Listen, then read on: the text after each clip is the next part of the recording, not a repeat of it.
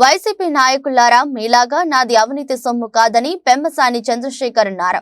నా కష్టంతో ప్రపంచంలో అందరికీ జ్ఞానాన్ని పంచి సంపాదించి నా ప్రాంతానికి సేవ చేయడానికి వచ్చానని, నా డబ్బుకి ఉండే పవర్ మీ డబ్బుకి ఉండదని అన్నారు.